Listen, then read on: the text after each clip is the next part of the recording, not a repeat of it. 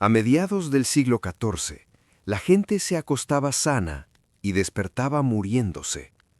Una fiebre golpeaba sin aviso. Aparecían hinchazones oscuras bajo las axilas y a lo largo del cuello. En cuestión de días, a veces de horas, familias enteras desaparecían. Las campanas de las iglesias sonaban con tanta frecuencia que las ciudades dejaron de contar a los muertos. Los cementerios se desbordaban, las calles quedaban en silencio, y por toda Europa una sola pregunta aterradora resonaba en todas partes. ¿Era este el fin del mundo? Lo que la gente no comprendía en ese momento era que estaba presenciando la pandemia más letal de la historia registrada, una que mataría hasta a la mitad de la población europea y transformaría para siempre la civilización. Esto fue la peste negra, y una vez que comenzó, no había escapatoria. Para entender la devastación que siguió, primero debemos comprender la altura desde la cual cayó la humanidad. A principios del siglo XIV, Europa no vivía una época de oscuridad y estancamiento como muchas veces se la retrata. Al contrario, era el apogeo de la Alta Edad Media, un periodo de estabilidad notable, explosión demográfica y conexión entre regiones como no se veía desde el Imperio Romano. Gracias a un fenómeno climático conocido como el período cálido medieval, las cosechas habían sido abundantes durante generaciones. La población de Europa casi se duplicó en apenas 2 siglos. Las ciudades crecían más allá de sus antiguas murallas romanas. París, Florencia, Venecia y Londres eran colmenas vibrantes, caóticas y densamente pobladas, rebosantes de actividad humana. Las catedrales góticas se elevaban hacia el cielo, símbolos de una sociedad que se sentía más cerca de Dios y tecnológicamente más capaz que sus antepasados. Pero lo más importante era esto: el mundo estaba conectado. Un mercader en Venecia podía comprar seda que había recorrido toda Asia, sin que él tuviera que salir jamás de sus redes comerciales, protegidas por el Imperio Mongol, la Pax Mongólica. Aquella vasta red, una especie de Internet medieval, movía especias, oro, ideas y tecnología entre continentes con una velocidad sin precedentes. Era un mundo glorioso, bullicioso y optimista. Sin embargo, esa conexión era un arma de doble filo. Los mismos barcos y caravanas que traían riqueza estaban a punto de entregar la mayor catástrofe en la historia humana. La infraestructura del desastre global ya estaba perfectamente trazada, y aquella sociedad, que parecía tan sólida, estaba por enfrentarse a un enemigo que no podía ver, no podía comprender y no podía combatir. El origen del apocalipsis se encontraba a miles de kilómetros de las calles de piedra de París, en las vastas estepas azotadas por el viento de Asia Central, probablemente en la región del actual Kirguistán o el norte de China. Era una tierra de extremos, horizontes interminables de pastizales, inviernos brutales y veranos abrasadores. Allí había existido durante milenios un agente biológico antiguo, Yersinia pestis, una bacteria de eficiencia despiadada, endémica en las poblaciones de roedores excavadores de las estepas, marmotas y ardillas terrestres. Durante siglos, la bacteria vivió en un equilibrio ecológico relativamente estable con sus huéspedes, lejos de los grandes centros humanos. Pero en la década de 1330, ese equilibrio se rompió. Historiadores del clima señalan un periodo de estrés ecológico, quizás una sequía severa seguida de lluvias intensas que devastó las fuentes de alimento de los roedores. Impulsados por el hambre, los animales infectados migraron hacia asentamientos humanos, llevando consigo a sus pulgas. El salto de animal a humano ocurrió en los puestos comerciales a lo largo de la ruta de la seda.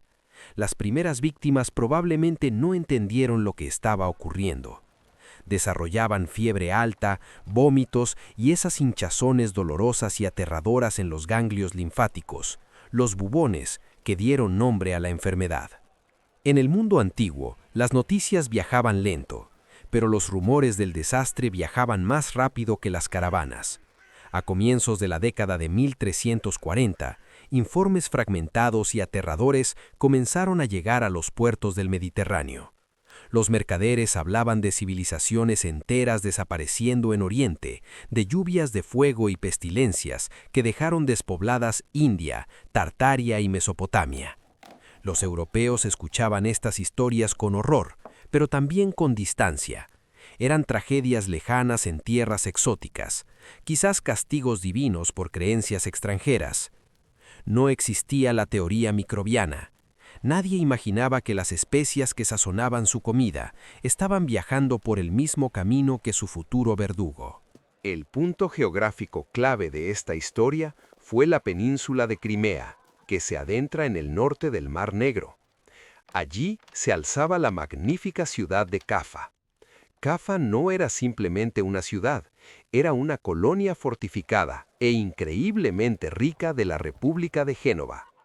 Era la bisagra que conectaba las rutas terrestres de Asia con las redes marítimas del Mediterráneo. Dentro de sus enormes murallas de piedra vivían mercaderes italianos, comerciantes armenios y una mezcla cosmopolita de pueblos protegidos por ballesteros genoveses. Pero en 1346, Cafa estaba sitiada. El poderoso ejército de la Horda de Oro, un estado sucesor del imperio mongol dirigido por el Khan Hani Beg, rodeó la ciudad. Los genoveses eran maestros en la defensa y el reabastecimiento marítimo, así que el asedio se prolongó durante meses en un estancamiento brutal. Y entonces, un asesino silencioso comenzó a acechar los campamentos mongoles. El ejército sitiado, viviendo en hacinamiento y con pésima higiene, se convirtió en el caldo de cultivo perfecto para la bacteria que había viajado con ellos desde Oriente. Los soldados comenzaron a morir por cientos, luego por miles. Sus cuerpos se ennegrecían por gangrena antes de morir. El ejército mongol se desintegraba, no por acción enemiga, sino por biología. Al ver a su ejército colapsar y enfrentar la derrota, Hani Beg tomó una decisión monstruosa que cambiaría el curso de la historia. En un acto desesperado y calculado de guerra psicológica y biológica, ordenó cargar los cadáveres de sus soldados infectados en catapultas. Durante días, el cielo sobre Cafa llovió cuerpos. Los defensores genoveses observaron horrorizados cómo los cadáveres pestilentes se estrellaban contra los tejados y caían en las plazas del mercado. El terror psicológico era inmenso, pero el impacto biológico fue inmediato. La bacteria, transportada por los fluidos de los cuerpos y por las pulgas que abandonaban a sus huéspedes fríos para buscar cuerpos vivos y cálidos, se infiltró en la ciudad. La fortaleza, supuestamente impenetrable, había sido tomada desde dentro. El pánico se apoderó de Cafa. Los mercaderes genoveses, comprendiendo que la ciudad estaba condenada, recurrieron a su mayor ventaja, sus barcos. 12 galeras genovesas, cargadas de refugiados, mercancías y polizones invisibles, escaparon del puerto, pasando junto al ejército mongol moribundo rumbo a la seguridad del hogar. Navegaron por el Bósforo, pasaron por Constantinopla, que pronto también sería devastada, y se internaron en el Mediterráneo abierto. Ese mar era el motor económico de Europa, una zona de comercio intenso y veloz. Los barcos fugitivos se convirtieron en vectores de muerte, atracando en grandes puertos para reabastecerse, sembrando la infección sin saberlo en cada parada. El primer gran puerto europeo en caer fue Mesina, en Sicilia. Cuando las galeras genovesas llegaron, los estibadores que remaron para recibirlas se encontraron con una escena infernal. Los cronistas de la época registran que la mayoría de los marineros estaban muertos, pudriéndose sobre la cubierta. Los pocos supervivientes deliraban de dolor, cubiertos de bubones negros que goteaban sangre y pus. Las autoridades de Mesina comprendieron demasiado tarde la naturaleza del cargamento. Ordenaron expulsar los barcos, pero los verdaderos agentes de transmisión, las ratas negras omnipresentes en los barcos medievales y las pulgas sobre sus cuerpos, ya habían cruzado por las cuerdas de amarre hacia los muelles. Mesina fue el caso de prueba para Europa y falló miserablemente. La velocidad de la infección era paralizante. Las condiciones de vida hacinadas de una ciudad portuaria medieval actuaron como acelerador. En semanas, el tejido social se desintegró.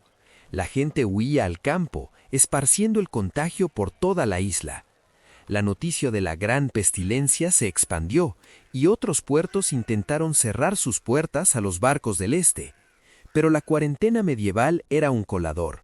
La codicia a menudo vencía a la cautela. Un barco cargado de especias valiosas podía sobornar su entrada. Para comienzos de 1348, las grandes repúblicas marítimas se derrumbaban. Génova, el puerto de origen de los barcos de caza, quedó devastada. Venecia, la reina del Adriático, enfrentó una amenaza existencial.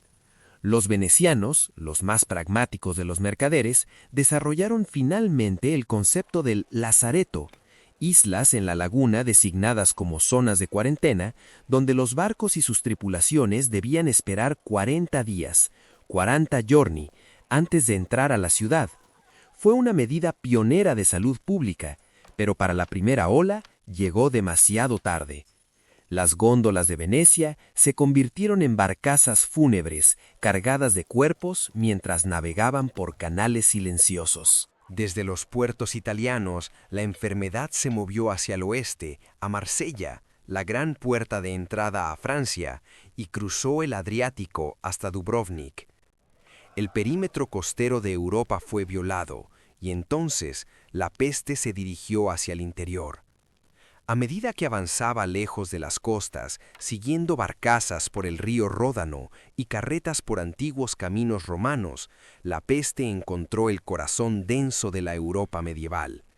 Ciudades como París, Florencia, Londres y Barcelona eran recintos amurallados con callejones estrechos y retorcidos, casas de madera de varios pisos que bloqueaban la luz del sol y alcantarillas abiertas corriendo por el centro de las calles.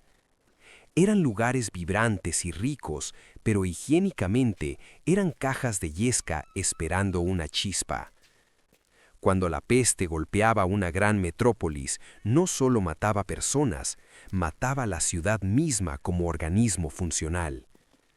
Debemos entender el terror de enfrentar esto sin ciencia moderna.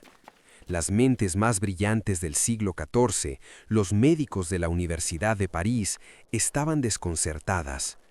Su marco no era la teoría microbiana, sino la antigua teoría griega de los humores y el miasma. Creían que el aire estaba corrompido, quizá por una alineación planetaria específica de Saturno, Júpiter y Marte en 1345, que habría liberado vapores nocivos desde la Tierra. Los médicos aconsejaban no bañarse porque abría los poros al aire corrupto. Quemaban maderas aromáticas como enebro y romero en las esquinas para combatir el olor de la muerte. Sangraban a pacientes ya debilitados, abrían los bubones y eso solo aceleraba la infección septicémica. Cada intento racional de detener la enfermedad aparecía alimentarla. La comprensión de que su mejor conocimiento era inútil provocó una crisis psicológica profunda. El escritor italiano Giovanni Boccaccio, testigo de la devastación en Florencia, una ciudad que perdió quizá el 60% de su población, dejó relatos escalofriantes del colapso social. El miedo al contagio era tan grande que los lazos más sagrados de la humanidad se rompieron. Boccaccio escribió sobre padres abandonando a sus hijos, esposas dejando a sus maridos morir solos en sus camas. Los enfermos eran encerrados en sus propias casas. La maquinaria compleja de la vida medieval se detuvo. Las leyes eran ignoradas porque no había magistrados para hacerlas cumplir. Los tribunales cerraron, las panaderías dejaron de hornear. Los sonidos de una ciudad viva, carretas, gritos de mercaderes, construcción, fueron reemplazados por un silencio pesado y opresivo, roto solo por el constante tañido de campanas. Hasta que los propios campaneros murieron o las autoridades prohibieron las campanas para evitar el pánico. Los muertos se acumulaban más rápido de lo que podían ser enterrados. Los cementerios de las iglesias se llenaron y comenzaron a cavarse fosas comunes enormes, zanjas donde los cuerpos eran apilados como leña, capa sobre capa, cubiertos apenas con una fina capa de tierra. En el siglo XIV no existía separación entre el mundo físico y el espiritual. Un evento de esta magnitud solo podía interpretarse como castigo divino directo. Dios castigando a la humanidad por sus innumerables pecados de gruda, orgullo y corrupción. La Iglesia, columna vertebral de la vida medieval, enfrentó una prueba imposible.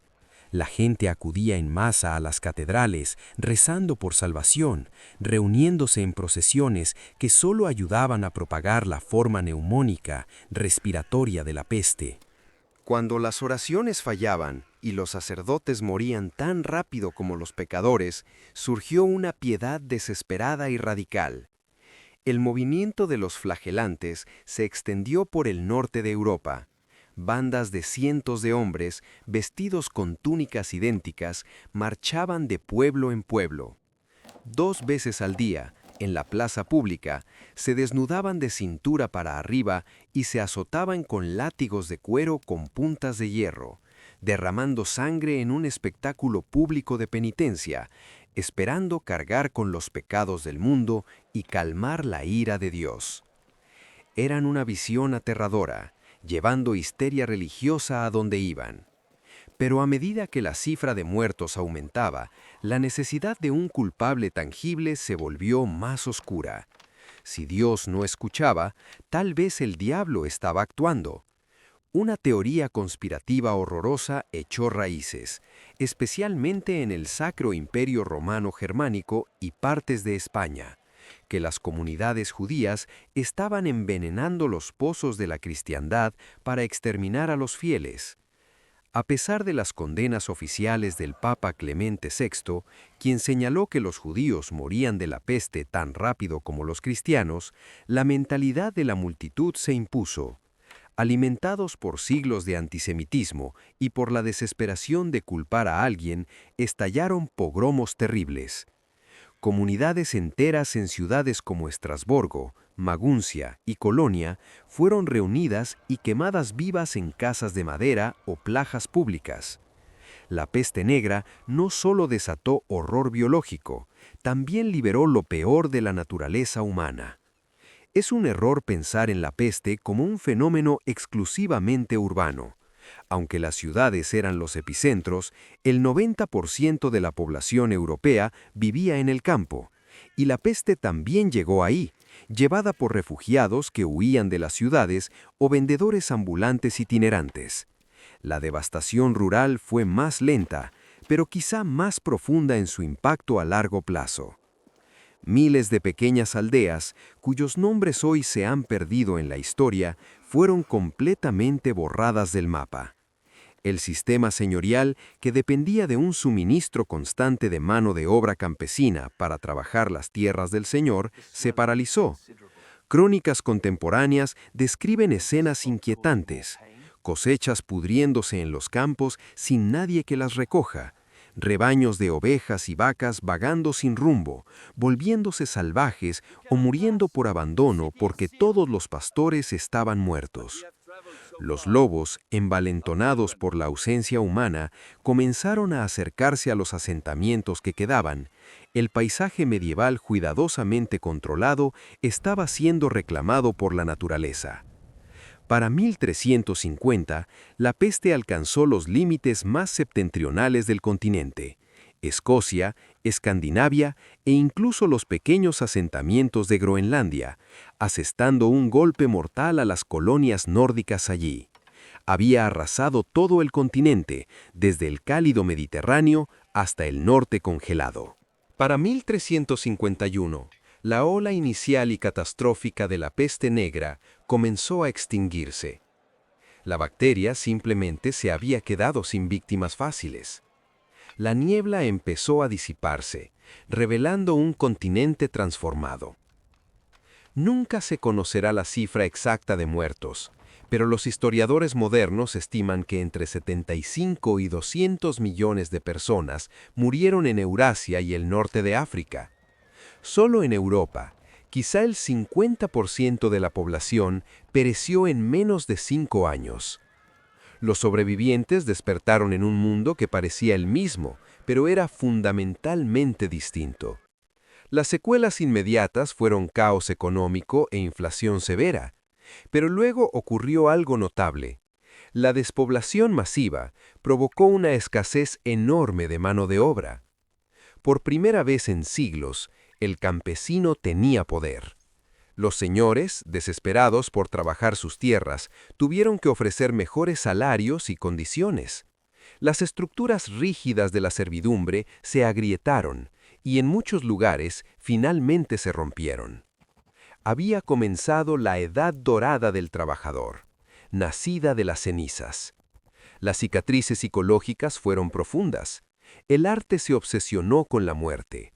La danza macabra se convirtió en un motivo popular, mostrando esqueletos llevando a reyes, papas y campesinos hacia la tumba, un recordatorio brutal de que la muerte era el gran igualador. La peste negra fue el mayor trauma que jamás sufrió la civilización occidental. Destruyó el optimismo de la alta Edad Media y demostró la fragilidad de los sistemas humanos frente al poder de la naturaleza. La sociedad que se reconstruyó fue más cínica, más cuestionadora y obligada a adaptarse. Al final, el camino de muerte que hemos seguido hoy despejó el terreno para el lento y doloroso nacimiento del mundo moderno. Durante siglos, la peste negra fue tratada como una pesadilla medieval distante, pero calles vacías, hogares cerrados, miedo al aire mismo. ¿De verdad suena a historia antigua o se siente inquietantemente familiar? La peste fue una prueba para la civilización, y las pruebas tienen una manera de repetirse. En fin, soy Tim, observando el pasado para poder entender el presente, y juntos mantenemos viva la historia. Nos vemos en la próxima era.